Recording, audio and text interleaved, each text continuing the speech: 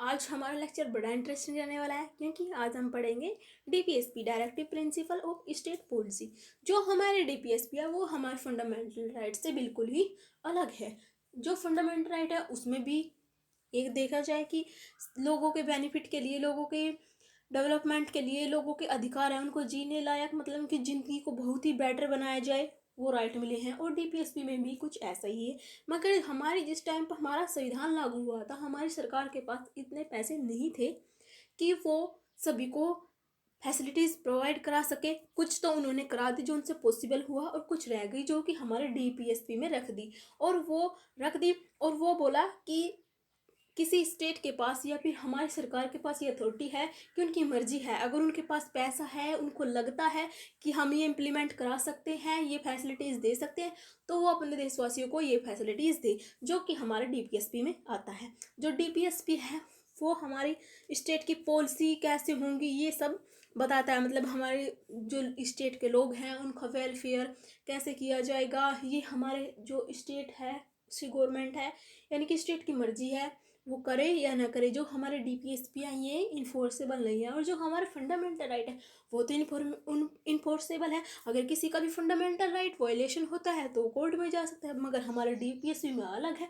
क्योंकि वो हमारी सरकार की मर्जी है, वो हमें फैसिलिटीज़ प्रोवाइड करे अगर उनके पास इतना पैसा है, उनको लगता है। चलो अब हम डीपीएसपी को अच्छे से पढ़ते हैं। जो हमारे डीपीएसपी है वो पार्ट 4 में आती है।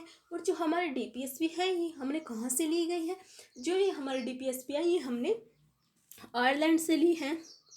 और जो हमारा आयरलैंड है इसने भी कहीं से डीपीएसपी ली है।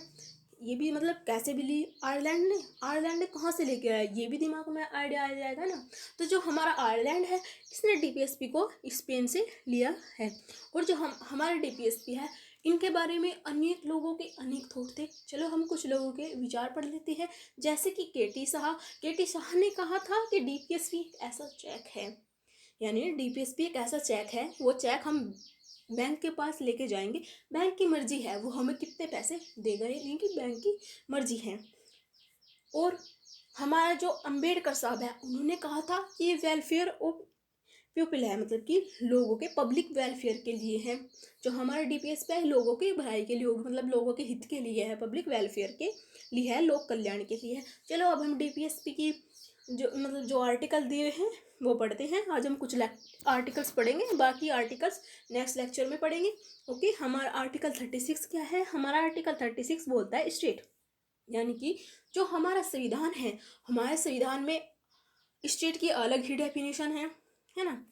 हमने पहले भी पढ़ी थी अपने फंडामेंटल राइट में, उसमें भी अलग है। हमारा जो स्टेट है इसके अंतर्गत एक ऐसा एरिया आता है जो अपने किसी काम को कंडक्ट कराता है। जैसे कि मान लो स्कूल है, स्कूल में अलग है, उसकी अलग अथॉरिटीज़ हैं।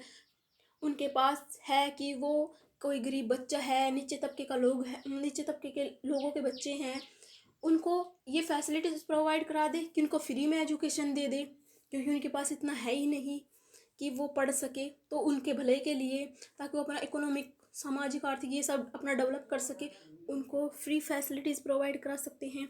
और जो हमारा बैंक है इसके पास भी हमारी ये अथॉरिटी है कि वह बच्चों को मतलब कि बैंक है इसके पास अथॉरिटी है वो अपने रूल अलग बना सके ताकि औरों को बेनिफिट हो। यानी कि जो मतलब नीचे तबके के लोग हैं उनके पास कुछ नहीं है, मतलब वो अपना कुछ स्टार्टअप शुरू कर सके, उनको लोन दे सके कम इंटरेस्ट पर। यानी कि हमारे जो ये एरिए हैं, मतलब कि स्टेट होगा, ठीक है, हमारा जो मतलब स्टेट के अंतर्गत अलग डेफिनेशन है कि एक ऐसा एरिया जो हमारा गवर्न करता है कुछ लोगों को, मतलब जैसे बैंक होगा, ठीक है, हमारा राज्य है, उनकी मर्जी है, वो जो नीचे तबके के लोग हैं उनके वेलफेयर के लिए अपनी मर्जी से चाहे तो कुछ फैसिलिटीज़ प्रोवाइड करा सकता है ताकि वो अपना आर्थिक, सामाजिक ये सब डेवलप कर सके, जो कि हमारा आर्टिकल 36 में है।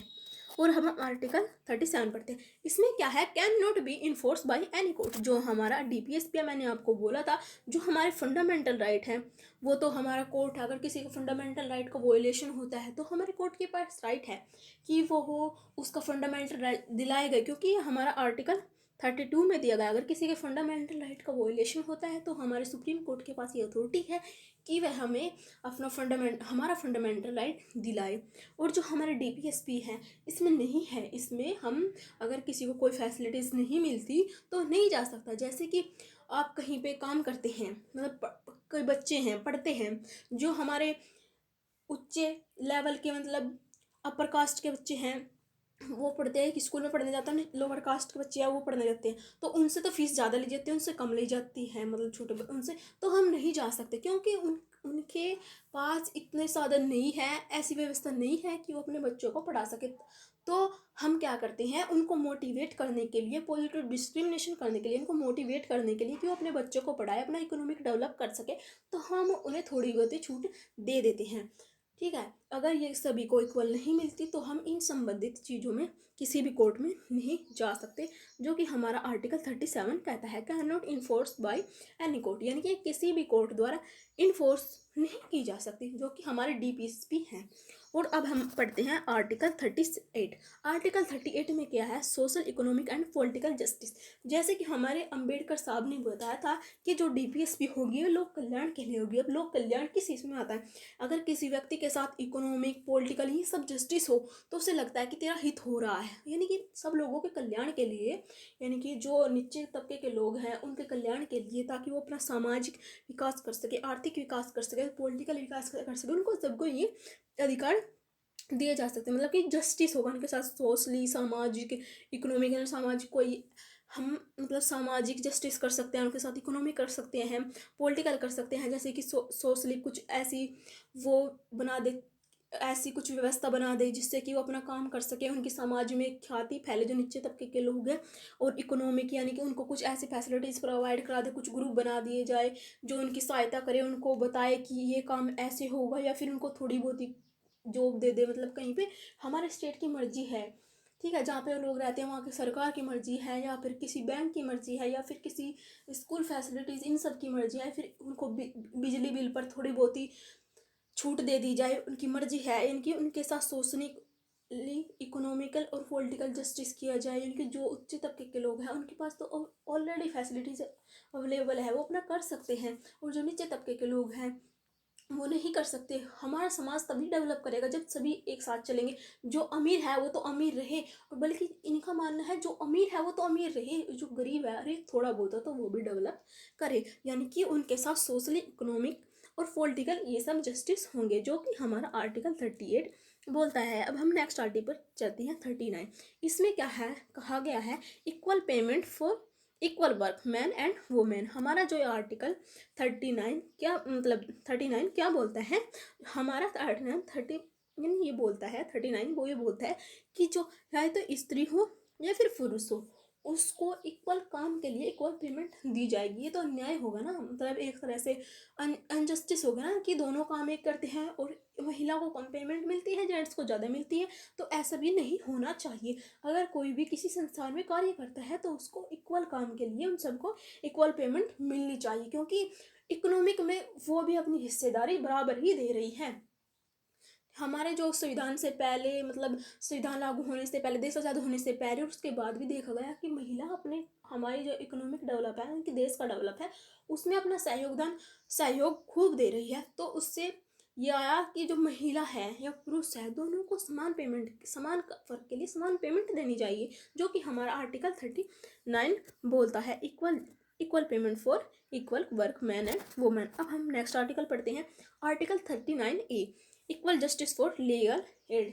यानी कि हमारा आर्टिकल 39 ये बोलता है, पहले क्या होता था कि जो बड़े अपर कास्ट के लोग होते थे, है ना, मतलब या फिर कोई इकोनॉमिक जिसका अच्छे से इकोनॉमिक डेवलप हो, ठीक है, या फिर वो मतलब अपर कास्ट, मतलब इसका मतलब यह है कि किसी का अब ज़्यादा डेवलप हो, कि उसके पास सब फैसिलिटीज़ अवेलेबल हो, उसके पास अपनी पोस्ट हो, ठीक है, अपनी पोस्ट हो, ये सब चीज़ें हो कि वो अपना काम कर सके, उसे किसी की सहायता ना पड़े।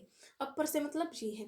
और जो लोअर है, मतलब जो नहीं कर सकता, मतलब घर बहुत ही ज़्यादा गरीब है, ठीक है, उन सब के लिए, अगर उसके साथ जो गरीब है, बहुत ही गरीब है, उसके साथ कुछ अन्याय होता है, मतलब उसके पास इतना भी नहीं कि वो अपनी रोटी ही खा सके, तो ऐसे को तो कुछ फैसिलिटीज़ दे देनी भी चाहिए, है ना। तो वो अपनी रोटी भी नहीं खा सकता, उसके साथ कुछ अन्याय होता है तो फिर वो तो अपना न्याय मांग ही नहीं सकता, क्योंकि कोर्ट में जाते हैं तो उतनी वकील की इतनी फीस होती है, तो उसके साथ उसके लिए पॉसिबल नहीं होता, उसके लिए ये पॉसिबल नहीं होता कि वो अपना जस्टिस मांग सके किसी कोर्ट में जाकर। तो जो हमारी गवर्नमेंट है उसने उसको ये फैसिलिटीज़ प्रोवाइड करी गई, यानी कि एक फैसिलिटीज़ प्रोवाइड करी गई कि वो अपनी वकील हायर कर सके, उसकी पेमेंट वो अपना वकील हायर करेगा और उसकी पेमेंट जो कि हमारी सरकार देगी, उस वकील की जो पेमेंट होगी वो हमारी सरकार देगी, ताकि जो नीचे तबके के लोग हैं उनको भी जस्टिस मिल सके।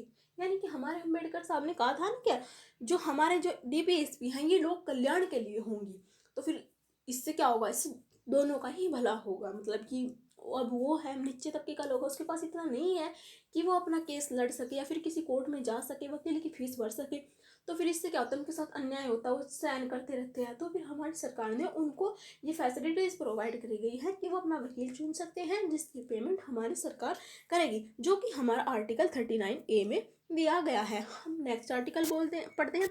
जो हमारे गांधी जी थे और उनका मानना था कि जो हमें अपने देश का विकास करना है, अगर हमें अपने देश का विकास करना है तो हमें एक छोटी इकाई से लेकर चलना पड़ेगा। मतलब कि हमें एक गांव का विकास करना होगा, फिर 2-4 गांव का होगा, फिर 3-4 का होगा, ऐसे हमें विकास करते करते फिर गांव से, फिर डिस्ट्रिक्ट से, फिर स्टेट से, फिर एक पूरे कंट्री का विकास होगा। जो हमारे गांधी जी थे उनका मानना था कि हमें विकास ग्राउंड लेवल से करना है, ग्राउंड से अपर तक जाना है, मतलब कि सेंटर तक, फिर स्टेट से सेंटर तक, मतलब फिर पूरे कंट्री तक। गांधी जी का मानना ये था कि अगर हर गांव का विकास होगा तो देश का विकास होगा, हमारे गांधी जी का मानना ये था।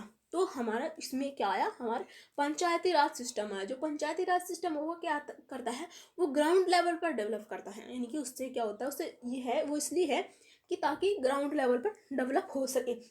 जो हमारा पंचायती राज सिस्टम है ये हमारा आर्टिकल 40 में आता है। और हमारा पंचायती राज सिस्टम पहली बार किस स्टेट ने अपनाया था, जो कि राजस्थान ने अपनाया था, और जो कि गांधी जी की जयंती होती है ना 2 अक्टूबर, उस दिन अपनाया था हमारा पंचायती राज, 2 अक्टूबर को अपनाया था। आओ अब हम आर्टिकल को अच्छे से डिस्कस कर लेते हैं सारे पे।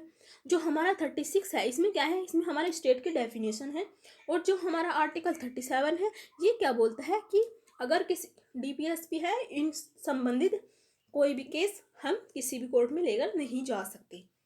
और जो हमारा आर्टिकल 38 है इसमें क्या बोला है, इसमें बोला है कि लोगों का आर्थिक, सामाजिक, राजनीतिक जस्टिस मिलेंगे, लोगों को आर्थिक, सामाजिक, राजनीतिक ये सब जस्टिस मिलेंगे। हमारा आर्टिकल 39 क्या बोलता है, हमारा आर्टिकल 39 बोलता है इक्वल वर्क फॉर, मतलब अगर इक्वल काम होगा तो उसके लिए इक्वल पेमेंट दी जाएगी। हमारा आर्टिकल 39A क्या बोलता है, अगर नीचे तबके के लोग हैं उनको ये फैसिलिटीज़ प्रोवाइड करी जाएगी कि वो अपना वकील खुद चुन सके।